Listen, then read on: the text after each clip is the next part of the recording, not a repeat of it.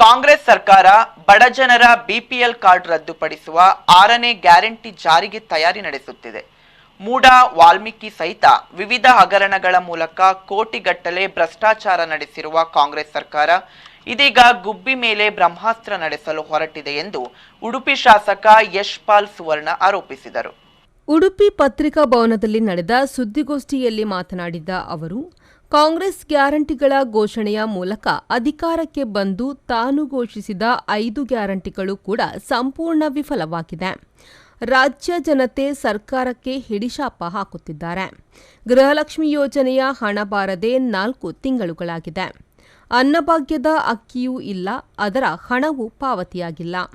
ಗೃಹಜ್ಯೋತಿ ಭಾಗ್ಯವು ನೆನೆಗುತ್ತಿಗೆ ಬಿದ್ದಿದ್ದು, ವಿದ್ಯುತ್ ಬಿಲ್ ಏರಿಕೆಯಿಂದ ರಾಜ್ಯದ ಜನರು ಬೇಸತ್ತು ಹೋಗಿದ್ದಾರೆ. ಯುವ ನಿಧಿ ಯೋಜನೆ ಕೂಡ ಹಳ್ಳ ಹಿಡಿದಿದೆ. ಅವೈಜ್ಞಾನಿಕ ಗ್ಯಾರಂಟಿ ಯೋಜನೆ ಘೋಷಣೆ ಮಾಡಿ ರಾಜ್ಯ ಜನತೆಗೆ ಕಾಂಗ್ರೆಸ್ ಸರ್ಕಾರ ಮೋಸ ಮಾಡಿದೆ ಎಂದು ವಾಗ್ದಾಳಿ ನಡೆಸಿದರು. ಅಂಗನವಾಡಿ ಕಾರ್ಯಕರ್ತರಿಗೆ, ಬಿಸಿಯೂಟ ಸಿಬ್ಬಂದಿಗೆ ವೇತನ ನೀಡಿಲ್ಲ. ಹೈನುಗಾರಿಕೆಗೆ ಪ್ರೋತ್ಸಾಹ ಧನ ಬಿಡುಗಡೆಯಾಗಿಲ್ಲ. ಸರ್ಕಾರಿ ಕಚೇರಿಯ ವಿದ್ಯುತ್ ಬಿಲ್ ಕಟ್ಟಲಾಗದೆ ರಾಜ್ಯ ಸರ್ಕಾರ ಸಂಪೂರ್ಣ ದಿವಾಳಿಯಾಗಿದೆ ಎಂದು ಹೇಳಿದರು. ಕೇಂದ್ರದ ಪ್ರವಾಸಿ ಬಂಗ್ಲಾದ IBಯಲ್ಲಿ ರಾತ್ರಿ ಹೊತ್ತು ನೇರವಾಗಿ ಫ್ಯೂಸ್ ಅಲ್ಲ, ನಮ್ಮ ಟ್ರಾನ್ಸ್ಫಾರ್ಮರ್ನಲ್ಲೇ ಆ ಲೈನನ್ನು ಕಡಿತ ಮಾಡದಿರ್ಬೋದು.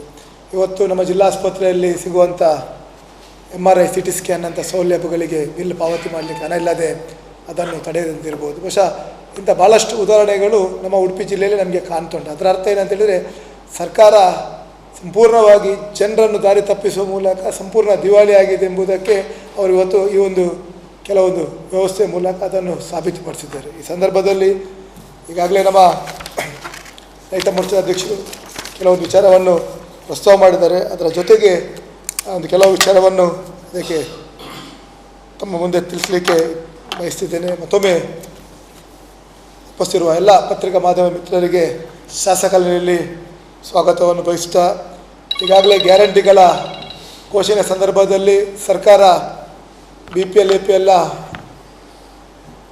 ವ್ಯವಸ್ಥೆ ಅಡಿಯಲ್ಲಿ ಭಾಳಷ್ಟು ಯೋಜನೆಗಳನ್ನು ಜನರಿಗೆ ತರುತ್ತೇವೆ, ಆ ಮೂಲಕ ಅವರ ಓಟನ್ನು ಪಡ್ಕೊಂಡು ಇವತ್ತು ಸರ್ಕಾರ ಅಧಿಕಾರಕ್ಕೆ ಬಂದಿದೆ. ಆದರೆ ಘೋಷಣೆ ಮಾಡಿದ 5 ಗ್ಯಾರಂಟಿಯಲ್ಲಿ ಕೂಡ ಸರಿಯಾದ ಆರ್ಥಿಕ ವ್ಯವಸ್ಥೆ ಇಲ್ಲದೆ ಇರಲಿಕ್ಕೆ ಯಾವ ಒಬ್ಬ ಫಲಾನುಭವಿ ಬೆನಿಫಿಷರಿ ಕೂಡ ಅದರ ಸರಿಯಾದ ಪ್ರಯೋಜನ ಸಿಗ್ತಿಲ್ಲ.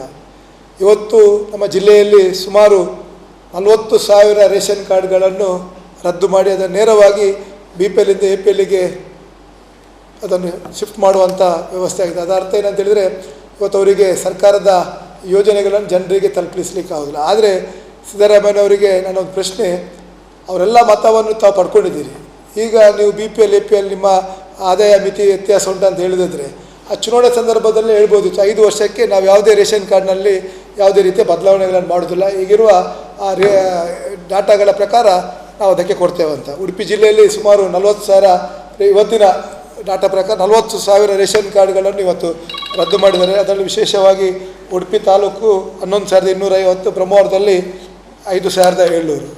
ಅದ್ರ ಜೊತೆಗೆ ಇವತ್ತು ಬಡಪಾಯಿ ಅಂಗನವಾಡಿ ಕಾರ್ಯಕರ್ತರಿರ್ಬೋದು, ಸಹಾಯಕರಿಗೆ ಸುಮಾರು 5 ತಿಂಗಳಿಂದ ವೇತನದ ಒಂದು ಮಾಡುವಂಥ ವ್ಯವಸ್ಥೆ ಇವತ್ತು ಸರ್ಕಾರದಲ್ಲಿಲ್ಲ. ಅದರ ಜೊತೆಗೆ ಆ ಅಂಗನವಾಡಿ ಮಕ್ಕಳಿಗೆ ಮೊಟ್ಟೆ ಕೊಡುವಂಥ ಒಂದು ಯೋಜನೆ ಸರ್ಕಾರದಲ್ಲಿತ್ತು. ಇವತ್ತು ಮೊಟ್ಟೆ ಕೊಡಲಿಕ್ಕೆ ಕೂಡ ದುಡ್ಡಿಲ್ಲ. ಅಂಗನವಾಡಿ ಕಾರ್ಯಕರ್ತರೇ ತಮ್ಮ ಕಿಸೆಯಿಂದ ತಂದು ಆ ಮೊಟ್ಟೆ ಕೊಡುವಂಥ ಒಂದು ವ್ಯವಸ್ಥೆ ಈಗ ಆಗಿದೆ. ಅವರ ಗೋಲನ್ನು ಕೇಳುವವರಿಲ್ಲ. ಯಾಕೆಂದರೆ 6,000 7,000 ರೂಪಾಯಿ ದುಡಿಯುವಂಥ ಆ ಅಂಗನವಾಡಿ ಕಾರ್ಯಕರ್ತರು 5-6 ತಿಂಗಳು ಸಂಬಳ ಆಗದಿದ್ದಲ್ಲಿ ಅವರ ಪರಿಸ್ಥಿತಿ ಏನೆಂಬುದನ್ನು ಇವತ್ತು ರಾಜ್ಯ ಸರ್ಕಾರ ಅರ್ಥ ಮಾಡಬೇಕಾಗ್ತದೆ. ನಿಗಮ ಮಂಡಳಿಗಳ ನೌಕರರಿಗೆ ಸುಮಾರು 5 ತಿಂಗಳಿಂದ, ಅಂದರೆ ಲಾಸ್ಟ್ ಏಪ್ರಿಲ್ ಮೇಯಿಂದ ಯಾವುದೇ ರೀತಿಯ ಸಂಬಳ ಆಗ್ತಾಯಿಲ್ಲ. ಮೆಸ್ಕಾಂ ಇಲಾಖೆ ಮೂಲಕ ಇವತ್ತು ಬಿಲ್ಲು ಪಾವತಿ ಮಾಡಬೇಕಂತ ಒತ್ತಡ ಹಾಕುವ ಸಂದರ್ಭದಲ್ಲಿ ಇವತ್ತು ಸರ್ಕಾರದ ಸೌಮ್ಯಗಿರುವಂಥ ಶಾಲೆ ಆಗಿರ್ಬೋದು, ಬೇರೆ ಬೇರೆ ಸರ್ಕಾರಿ ಕಟ್ಟಡಗಳಿಗೆ ಇವತ್ತು ನೇರವಾಗಿ ಅವರ ಫ್ಯೂಸನ್ನು ಕರ್ಸ್ಕೊಳ್ಳುವಂಥ ಒಂದು ವ್ಯವಸ್ಥೆ ಆಗಿದೆ. ಸರ್ಕಾರ ಅದಕ್ಕೆ ಅನುದಾನವನ್ನು ಬಿಡುಗಡೆ ಮಾಡಬೇಕು. ಆ್ಯಕ್ಚುಲಿ ಆ ಸರ್ಕಾರದ ಅನುದಾನದಲ್ಲಿ ಅದನ್ನು ಪಾವತಿ ಮಾಡುವಂಥದ್ದು. ಅದರಿಂದಾಗಿ ಸರ್ಕಾರದಲ್ಲಿರುವಂಥ ಮೆಸ್ಕಾಂ ಇಲಾಖೆಯವರೇ ಈ ರೀತಿ ಅವರ ವ್ಯವಸ್ಥೆಗೆ ಮುಂದಾದರೆ ಮುಂದಿನ ದಿನಗಳಲ್ಲಿ ಯಾವ ರೀತಿ ಆಗುವುದೆಂಬುದನ್ನು ನಾವೊಮ್ಮೆ ಅರ್ಥ ಮಾಡಬೇಕಾಗಿದೆ. ಸರ್ಕಾರಿ ನಮ್ಮ ಜಿಲ್ಲಾಸ್ಪತ್ರೆಯಲ್ಲಿ CT ಸ್ಕ್ಯಾನ್, ಅದೇ ರೀತಿ MRI ಸ್ಕ್ಯಾನ್ನ ಸೇವೆ ಇತ್ತು. ಬಡವರು ಇಡೀ ಜಿಲ್ಲೆಯಾದ್ಯಂತ ಅಲ್ಲಿಗೆ ಬರ್ತಿದ್ದರು. ಆದರೆ ಅಲ್ಲಿಯೇ ಕೂಡ ಅವರಿಗೆ ಸರಿಯಾದ ಬಿಲ್ ಪಾವತಿ ಮಾಡಲಿಕ್ಕೆ ಆಗದಿಂದಾಗಿ ಈಗಾಗಲೇ 2 ದಿನ ಹಿಂದೆ ಇಡೀ ರಾಜ್ಯದಾದ್ಯಂತ 14 ಜಿಲ್ಲೆಗಳಲ್ಲಿ ಅದನ್ನು ಸ್ಥಗಿತಗೊಳಿಸಲಾಗಿದೆ. ಅದರಿಂದಾಗಿ ಸರ್ಕಾರ ಎಚ್ಚೆತ್ತುಕೊಳ್ಬೇಕು. ಏಕೆಂದರೆ ಸರ್ಕಾರಿ ಆಸ್ಪತ್ರೆಗೆ ಬರುವಂಥ ಎಲ್ಲ ಪೇಷಂಟ್ಗಳು ಭಾಳ ಬಡವರು. ಏಕೆಂದರೆ ಅವರಿಗೆ ಖಾಸಗಿ ಆಸ್ಪತ್ರೆಗಳಲ್ಲಿ ಅದರ ವೆಚ್ಚವನ್ನು ಭರಿಸಲಿಕ್ಕೆ ಆಗೋದಿಲ್ಲ. ಆ ದೃಷ್ಟಿಯಲ್ಲಿ ಸರ್ಕಾರದ ಒಂದು ವ್ಯವಸ್ಥೆಯ ಪ್ರಯೋಜನವನ್ನು ಪಡಿಬೇಕಂತ. ಆದರೆ ಇವತ್ತು ಸರ್ಕಾರ ಕಣ್ಣು ಮುಚ್ಚಿ ಕೂತ್ಕೊಂಡಂತ ಇದೆ. ಏಕೆಂದರೆ 2 ದಿನ ಆದರೂ ಕೂಡ ಸನ್ಮಾನ್ಯ ಸಚಿವರು ಆ ಬಗ್ಗೆ ಚಕ್ರವನ್ನು ಎತ್ತದೆ ಯಾವುದೇ ರೀತಿಯಲ್ಲಿ ಅದಕ್ಕೆ ವ್ಯವಸ್ಥೆಯನ್ನು ಕೈಗೊಳ್ಳುವಂಥ ಒಂದು ನಿಲುವನ್ನು ಕೂಡ ಅವರು ತಗೊಳ್ಕೊಂಡಿರಲಿಲ್ಲ. ಸುಮಾರು ಪ್ರಕೃತಿ ವಿಕೋಪದಡಿಯಲ್ಲಿ ನಾವು ಕೊಟ್ಟ ಮೊತ್ತ ಅಲ್ಲ, ಅಂದಾಜು ಮೊತ್ತ ಅಲ್ಲ. ನಮ್ಮ ಉಡುಪಿ ಜಿಲ್ಲಾಧಿಕಾರಿಗಳು ಸರ್ಕಾರಕ್ಕೆ ವರದಿಯನ್ನು ಸಲ್ಲಿಸಿದರೆ ಉಡುಪಿ ಜಿಲ್ಲೆಯಲ್ಲಿ 234 ಕೋಟಿ ರೂಪಾಯಿ ಪ್ರಕೃತಿ ವಿಕೋಪದಿಂದ ಹಾನಿಯಾಗಿದೆ. ತಕ್ಷಣ ಸರ್ಕಾರ ಅದಕ್ಕೆ ಬಿಡುಗಡೆ ಮಾಡಬೇಕಂತ. ಆದರೆ ಕಳೆದ 15 ತಿಂಗಳಲ್ಲಿ ನಮ್ಮ ಶಾಸಕರ ನಿಧಿ ಇರ್ಬೋದು, ಸಂಸದರ ನಿಧಿಯನ್ನು ಹೊರತುಪಡಿಸಿ ಯಾವುದೇ ಸಮುದ್ರ ಕೊರತೆ ಇರ್ಬೋದು, ಯಾವುದೇ ಫ್ಲಡ್ ಡ್ಯಾಮೇಜ್ ಇರ್ಬೋದು, ಪ್ಯಾಚ್ ವರ್ಕಿಗೆ ಸರ್ಕಾರ ಹಣ ಬಿಡುಗಡೆ ಮಾಡಲಿಲ್ಲ. ಹಣ ಬಿಡುಗಡೆ ಮಾಡಲಿಲ್ಲ ಅಂತ ಹೇಳಿದರೆ ಇವತ್ತು ಸರ್ಕಾರದಲ್ಲಿ ದುಡ್ಡಿಲ್ಲ. ಆದರೆ ಆಡಳಿತ ಪಕ್ಷದವರು ಸರ್ಕಾರ ಭಾರಿ ಒಳ್ಳೆಯದಿಂದ ನಡೀತುಂಟು, ಸರ್ಕಾರದಲ್ಲಿ ದುಡ್ಡು ತರಬೇಕು ನಾವು ಅಂತ ಹೇಳುವಂಥ ಒಂದು ಕನಸನ್ನು ಕಾಣ್ತಿದ್ದಾರೆ. ಅದರಿಂದಾಗಿ ಈ ಆಡಳಿತ ಪಕ್ಷದವರಿಗೆ ಈ ಒಂದು ಮಾಧ್ಯಮದ ಮೂಲಕ ನಾನೊಂದು ಕಿವಿ ಮಾತನ್ನು ಹೇಳ್ತೇನೆ. ಅವರ ಖಜಾನೆಯಲ್ಲಿ ಎಷ್ಟು ಮೊತ್ತ ಉಂಟು, ಯಾವ್ಯಾವ ಹೆಡ್ ಆಫ್ ಅಕೌಂಟಲ್ಲಿ ಎಷ್ಟು ದುಡ್ಡು ಉಂಟು, ಯಾವ್ಯಾವ ಅಕೌಂಟಲ್ಲಿ ತರಲಿಕ್ಕಾಗದು ಎಂಬುದೊಂದು ಮಾಹಿತಿಯನ್ನು ಪಡ್ಕೊಳ್ಬೇಕು. ಮಾಹಿತಿ ಅನುಭವದ ಕೊರತೆಯಿಂದ ಆ ರೀತಿಯ ಹೇಳಿಕೆಗಳನ್ನು ನೀಡಿ ಜನರನ್ನು ದಾರಿ ತಪ್ಪಿಸುವಂಥ ಪ್ರಯತ್ನಗಳು ಮಾಡಬಾರ್ದು. ಏಕೆಂದರೆ ಉಡುಪಿ ಜಿಲ್ಲೆ ಭಾಳ ವಿದ್ಯಾವಂತರ ಬುದ್ಧಿವಂತರ ಜಿಲ್ಲೆ, ನಿಮ್ಮನ್ನು ಜನರು ಶ್ರಮಿಸುವುದಿಲ್ಲ. ಅದರ ಜೊತೆಗೆ ಗ್ರಾಮೀಣ ಭಾಗದ ಸಿಂಗಲ್ ಲೇಔಟ್ ಏಕವಿನ್ಯಾಸದ ಅನುಮೋದನೆಯನ್ನು ನಗರ ಮತ್ತು ಗ್ರಾಮಾಂತರ ಇಲಾಖೆಯ ನೀಡಿ ಆದೇಶಿ ಹಳ್ಳಿಗಳ ಮನೆ ನಿರ್ಮಾಣ ಮಾಡುವ ಪರಿಸ್ಥಿತಿ ಮಾಡದಂತೆ ಪರಿಸ್ಥಿತಿ ನಿರ್ಮಾಣ ಆಗಿದೆ. ಹಿಂದೆ 25 ಸೆನ್ಸ್ನ ಒಳಗೆ ಮನೆ ನಿರ್ಮಾಣ ಮಾಡಬೇಕಿದ್ರೆ ಆ ಪಂಚಾಯತ್ ವ್ಯಾಪ್ತಿಯಲ್ಲೇ ಅವರಿಗೆ ಸಿಂಗಲ್ ಲೇಔಟ್ ಮಾಡಿ ವಿನ್ಯಾಸದ ಮೂಲಕ ಅವರಿಗೆ ಅನುಮತಿ ಕೊಡ್ತಿದ್ದರು. ಇವತ್ತೇನಾಗಿದೆ ಅಂತ ಹೇಳಿದರೆ ಅದನ್ನೆಲ್ಲ ಪ್ರಾಧಿಕಾರಕ್ಕೆ ಅರ್ಜಿ ಸಲ್ಲಿಸುವಂಥ ಒಂದು ಸೂಚನೆ ನಿರ್ಧಾರಗಳನ್ನು ಮಾಡಿದ್ದಾರೆ.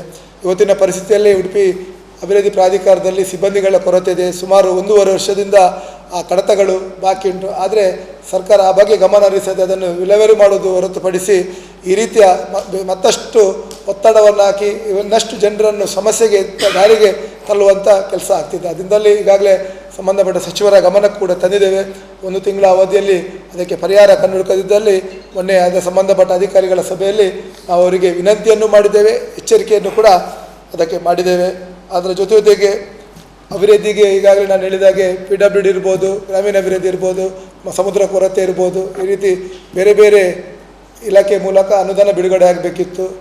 ಸನ್ಮಾನ್ಯ ಸಚಿವರು ಪರ್ಯಾಯದ ಸಂದರ್ಭದಲ್ಲಿ ಪರ್ಯಾಯಕ್ಕಾಗಿ ವಿಶೇಷ ಅನುದಾನವಾಗಿ 10 ಕೋಟಿ ಮತ್ತು ಸಮುದ್ರ ಕೊರತೆಗೆ 5 ಕೋಟಿ ರೂಪಾಯಿ ಬಿಡುಗಡೆ ಮಾಡಿದ್ದೇವೆಂಬ ಒಂದು ಪತ್ರಿಕೆ ಹೇಳಿಕೆ ಕೊಟ್ಟಿದ್ದಾರೆ. ಅದರಿಂದಾಗಿ ಸಚಿವರಿಗೆ ಈ ಒಂದು ಮಾಧ್ಯಮದ ಮೂಲಕ ನನ್ನ ವಿನಂತಿ, ಅದರ ಆದೇಶ ಪತ್ರವಾದೊಂದಿಗೆ ಮುಂದಿನ KDPG ಸಭೆಗೆ ತಾವು ಬಂದರೆ ಅದನ್ನು ಬಿಡುಗಡೆ ಮಾಡುವಂಥ ಪ್ರಯತ್ನ ನಾವೆಲ್ಲರೂ ಒಟ್ಟಾಗಿ ಮಾಡುವಂಥ. ಅದರ ಜೊತೆಗೆ ಇವತ್ತು ಗ್ಯಾರಂಟಿಗಳ ಅನುದಾನ ಬಿಡುಗಡೆ ಮಾಡದೆ ಕಾಂಗ್ರೆಸ್ ಕಾರ್ಯಕರ್ತರಿಗೆ ಗ್ಯಾರಂಟಿ ಅನುಷ್ಠಾನದ ಸಮಿತಿಯನ್ನು ರಚಿಸಿ ಅವರಿಗೆ ಇವತ್ತು ಅದರಲ್ಲಿ ಮೆಂಬರ್ಸ್ಗಳಿಗೆ ಭತ್ಯೆ ಇರ್ಬೋದು, ತಾಲೂಕು ಮಟ್ಟದ ಜಿಲ್ಲಾ ಮಟ್ಟದ ಸಮಿತಿ ಇರ್ಬೋದು, ರಾಜ್ಯ ಮಟ್ಟದ ಸಮಿತಿಗಳನ್ನು ಮಾಡಿ ಅದಕ್ಕೆ ಇವತ್ತು ರಾಜ್ಯ ಮಟ್ಟದಲ್ಲಿ ಅದಕ್ಕೆ ಕ್ಯಾಬಿನೆಟ್ ದರ್ಜೆಯ ಸ್ಥಾನಮಾನವನ್ನು ಕೊಟ್ಟಿದ್ದಾರೆ. ಬಹುಶಃ ಇವತ್ತು ಈ ಗ್ಯಾರಂಟಿಗಳಿಗಿರ್ಬೋದು ಬೇರೆ ಬೇರೆ ಇಲಾಖೆಯಲ್ಲಿ ಇವತ್ತು ಪ್ಯಾಚ್ ವರ್ಕ್ ಮಾಡಲಿಕ್ಕೆ ದುಡ್ಡಿಲ್ಲ ಸಂದರ್ಭದಲ್ಲಿ ಇವತ್ತು ಅವರ ಕಾರ್ಯಕರ್ತರನ್ನು ಮೆಚ್ಚಿಸಲಿಕ್ಕೆ ಈ ರೀತಿಯ ಹೊಸ ಒಂದು ಯೋಜನೆಯನ್ನು ಮಾಡಿ ಇವತ್ತು ಮತ್ತಷ್ಟು ಆರ್ಥಿಕ ಸಂಕಷ್ಟಕ್ಕೆ ಸಿಲುಕುವಂಥ ಒಂದು ಪರಿಸ್ಥಿತಿಯಲ್ಲಿ ಇವತ್ತು ಕಾಂಗ್ರೆಸ್ ಸರ್ಕಾರ ಉಂಟು. ವಸತಿ ರಹಿತ ಬಡವರಿಗೆ 2 ವರ್ಷದಿಂದ ಯಾವುದೇ ಹೊಸ ಮನೆ ನೀಡುವಂಥ ಕಾರ್ಯಗಳು ಆಗ್ತಾಯಿಲ್ಲ. ಹೊಸದರಿದ ಕುಟುಂಬಗಳ ಬಸವತಿ ಯೋಜನೆ ಇರ್ಬೋದು, ಅಂಬೇಡ್ಕರ್ ವಸತಿ ಯೋಜನೆ ಇರ್ಬೋದು, ಪ್ರಧಾನಮಂತ್ರಿ ಆವಾಸ್ ಯೋಜನೆ ಇರ್ಬೋದು, ಹಾಗೂ ವಾಜಪೇಯಿ ನಗರ ವಸತಿ ಯೋಜನೆಯಲ್ಲಿ ಅರ್ಜಿ ಸಲ್ಲಿಸಿ ಮನೆ ಮಂಜೂರಾತಿಗೆ ಕಾಯುತ್ತಿದ್ದಾರೆ.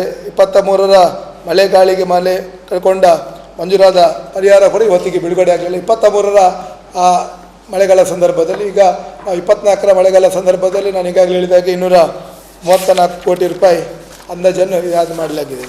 ಅದರಿಂದಾಗಿ ಇವತ್ತು APL ರೇಷನ್ ಕಾರ್ಡ್ ಹೊಂದಿದವರಿಗೆ ಇವತ್ತು 15 ರೂಪಾಯಿಯಲ್ಲಿ ಅವರು KGಗೆ ಅಕ್ಕಿ ಪಡಿಬೇಕಿತ್ತು. ಆದರೆ ಇವತ್ತು ಸರ್ಕಾರ ಅದಕ್ಕೂ ಕೂಡ ತಡೆಯುವಂಥದ್ದೊಂದು ವ್ಯವಸ್ಥೆಗಳ ಆಗಿದೆ.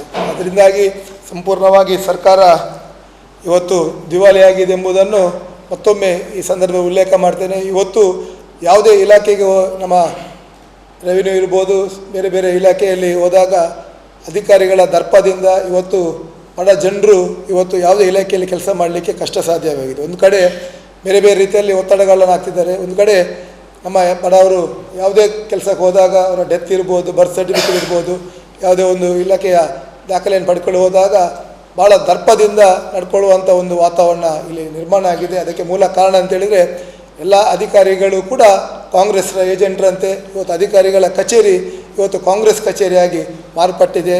ಈ ಒಂದು ಮಾಧ್ಯಮದ ಮೂಲಕ ಉಡುಪಿ ಜಿಲ್ಲೆಯ ಎಲ್ಲ ಇಲಾಖೆ ಅಧಿಕಾರಿಗಳಿಗೆ ನಾನು ಜನರ ಪರವಾಗಿ ಒಂದು ವಿನಂತಿ ಮಾಡ್ತೇನೆ. ನಮ್ಮ ಜಿಲ್ಲೆಯ ಜನರ ತಾಳ್ಮೆಯನ್ನು ತಾವು ಪರೀಕ್ಷೆ ಮಾಡಲಿಕ್ಕೆ ಹೋಗಬೇಡಿ.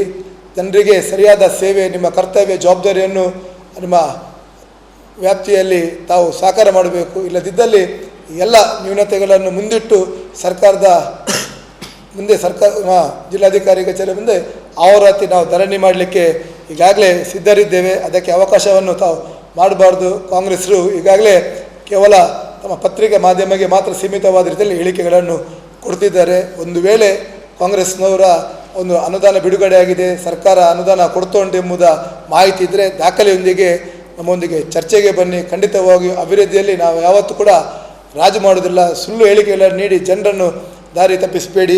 ಅದೇ ರೀತಿ ನಮ್ಮ ನಗರಸಭೆಯ ನೂತನ ಅಧ್ಯಕ್ಷರಾಗಿ ತಮಗೆ ತಿಳಿದಿರುವ ಹಾಗೆ ಪ್ರಭಾಕರ್ ಪೂಜಾರಿ ಅವರು ಕಳೆದ 23ಕ್ಕೆ ಅಧಿಕಾರವನ್ನು ವಹಿಸಿಕೊಂಡಿದ್ದಾರೆ. ಈಗಾಗಲೇ ನಗರಸಭೆಯಲ್ಲಿ ಭಾಳಷ್ಟು ಅಭಿವೃದ್ಧಿ ಕಾರ್ಯಗಳು ಆಗಲಿಕ್ಕುಂಟು. ಹೊಸ ಕಟ್ಟಡ ಇರ್ಬೋದು, ನಮ್ಮ STP ಇರ್ಬೋದು, ಮತ್ತು ದಾರಿಗಳ ನಿರ್ಮಾಣ ಇರ್ಬೋದು. ಆದರೆ ಟೆಂಡರ್ ಹಂತಕ್ಕೆ ಬಂದ ಸಂದರ್ಭದಲ್ಲಿ ಈಗಾಗಲೇ ನೀತಿ ಸಂಹಿತೆ ಘೋಷಣೆ ಆಗಲಿಕ್ಕೆ ಹೋಗಿ ಇನ್ನಷ್ಟು 1 ತಿಂಗಳು ವಿಳಂಬ ಆಗಿದೆ. ಅದರಿಂದಾಗಿ ಮಳೆ ಮುಗಿದ ತಕ್ಷಣ ಪ್ಯಾಚ್ ವರ್ಕ್ ಇರ್ಬೋದು, ನಗರಸಭೆ ವ್ಯಾಪ್ತಿ ಅಡಿಯಲ್ಲಿ ಏನೆಲ್ಲ ಕೆಲಸ ಕಾರ್ಯಗಳ ಅಭಿವೃದ್ಧಿಗಳನ್ನು ಮಾಡಲಿಕ್ಕಾಗ್ತದೆ ಅದನ್ನೆಲ್ಲ ಅಭಿವೃದ್ಧಿಗೆ ಈಗಾಗಲೇ ಒಂದು ಪ್ಲ್ಯಾನ್ ಆಫ್ ಆ್ಯಕ್ಷನನ್ನು ನಾವು ಮಾಡಿದ್ದೇವೆ. ತಕ್ಷಣ ಅದರ ಜನರಿಗೆ ಅದರ ಪ್ರಯೋಜನ ತಲುಪುವಂಥ ಕೆಲಸವನ್ನು ಅಧ್ಯಕ್ಷರು ಇಡೀ ನಮ್ಮ 32 ಜನ ಆಡಳಿತದ ಸದಸ್ಯರು ಮಾಡಲಿಕ್ಕೆ ಬದ್ಧರಿದ್ದಾರೆ ಅಂತ ಹೇಳ್ತಾ, ಮತ್ತೊಮ್ಮೆ ಈ ಒಂದು ಮಾಧ್ಯಮದ ಮೂಲಕ ಸರ್ಕಾರಕ್ಕೆ ಎಚ್ಚರಿಸುವಂಥ ಕೆಲಸ ತಾವೆಲ್ಲರೂ ಮಾಡಬೇಕು. ಅದರಲ್ಲಿ ವಿಶೇಷವಾಗಿ ನಮ್ಮ ಹೈವೇಯ ಕಾಮಗಾರಿ ಬಗ್ಗೆ ಈಗಾಗಲೇ ನಮ್ಮ ಮಲ್ಪೆ ಮಣಿಪಾಲ್ ರೋಡ್ ಇರ್ಬೋದು, ಇಂದ್ರಾಳಿ ಇರ್ಬೋದು, ಪರ್ಕಾಳ ಇರ್ಬೋದು, ನಮ್ಮ ಸಂತೆಕಟ್ಟೆಯ ಅಂಡರ್ ಪಾಸ್ ಇರ್ಬೋದು. ಬಹುಶಃ ಮಳೆಯ ಮುಗಿದ ತಕ್ಷಣ ನಮ್ಮ ಮಲ್ಪೆ ಆದುಡುಪಿ ರಸ್ತೆ ಪ್ರಾರಂಭ ಆಗ್ತದೆ. ಅದೇ ರೀತಿ ನಮ್ಮ ಕರಾವಳಿ ಇದರ service road, Santhekatte service road ಕೂಡ ಒಂದು ಮಳೆ ಕಮ್ಮಿ ಆದ ತಕ್ಷಣ ಅವರ ಪ್ಲ್ಯಾಂಟ್ ಓಪನ್ ಆಗ್ತದೆ, ನಮ್ಮ ಫೇವರ್ ಫಿನಿಶ್ ಪ್ಲ್ಯಾಂಟ್. ಅದರಿಂದಾಗಿ 2 ಸರ್ವಿಸ್ ರಸ್ತೆಯನ್ನು ಕೂಡ ತಕ್ಷಣ ಅದನ್ನು ಮಾಡಿ ಮುಗಿಸ್ತಾರೆ ಅಂತ ಈಗಾಗಲೇ ಅಧಿಕಾರಿಗಳು ನಾನು ಅವ್ರ ಹತ್ರ ಮಾತುಕತೆ ಮಾಡಿದ್ದೇನೆ. ಅವರಿಗೆ ಇಲ್ಲೇ ಸಮಸ್ಯೆಗಳ ಬಗ್ಗೆ ವಿಚಾರವನ್ನು ಕೂಡ ತಿಳಿಸಿದ್ದೇನೆ. ಏಕೆಂದರೆ ಒಬ್ಬ ಶಾಸಕನಾಗಿ ಸಮಸ್ಯೆಗಳ ಬಗ್ಗೆ ಅವರ ಗಮನಕ್ಕೆ ತಂದು ಅದಕ್ಕೆ ಪರಿಹಾರ ಕಂಡುಹುಡುಕಬೇಕಾದ ಕರ್ತವ್ಯ ನನ್ನದಾಗಿರಲಿಕ್ಕೆ. Sreejith, V4 news, Udupi.